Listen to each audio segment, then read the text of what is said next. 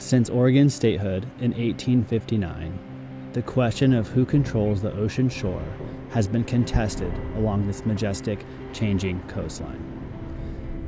The public trust doctrine ensures the water is reserved for public benefit. But what exactly does this mean, and how should it be interpreted? The Supreme Court of Oregon answered that question in State Ex Rel. Thornton v. Hay in 1969. The court declared the dry portions as publicly owned. In its opinion, it offered two legal principles for the decision. The first was that the public had the right to access the beach through a prescriptive easement.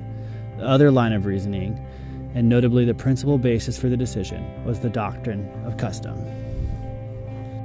Sometimes answering legal questions can create new ones.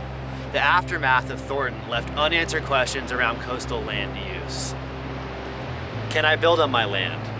What about sea level rise and how that might affect my property? Can I build structures to prevent ocean water from reaching my home? To a large extent, these questions are controlled by Oregon's statewide land use planning goals. I sat down with Charlie Plyben, Oregon Policy Manager for Surfrider, to discuss Surfrider's work in Oregon, Goal 18, and the issue at Barview. Goal 18 is a statewide land use planning goal for the state of Oregon. We have 19 land use planning goals in Oregon. The first land use goal is public involvement, public engagement, which is my favorite. Goal 18 is beaches and dunes in our coastal shore. So Goal 18 is sort of the land use framework that guides how local planners must protect local beaches and dunes. And also how they must protect the rights of individuals that own property adjacent to those areas. So in a nutshell, a lot of what Goal 18 is about is whether or not you can develop along the coastal shoreline, and also whether or not you can protect your development through shoreline armoring or through alteration of any sort of the dunes or that forefront area of the sand and the beaches. Property owners are asking their counties for exceptions to Goal 18 so that they can build riprap revetment like the one you see behind me. The problem with shoreline armoring, like riprap revetment structures that you see here, is that it creates a sand depletion off of our beaches. It can also inhibit sand migration that would naturally be occurring in these locations.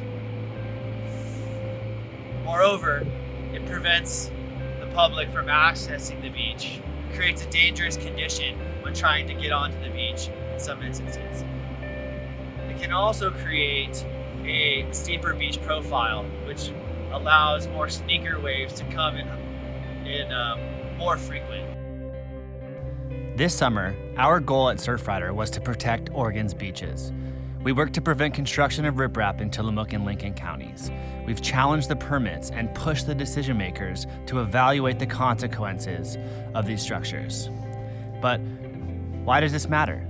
Well, we want to see our beaches last. We want to keep them free from excessive development. We want to see you enjoying yourself on the Oregon coast for years to come. So get out there, grab a friend, maybe a surfboard, go explore the coast and have some fun.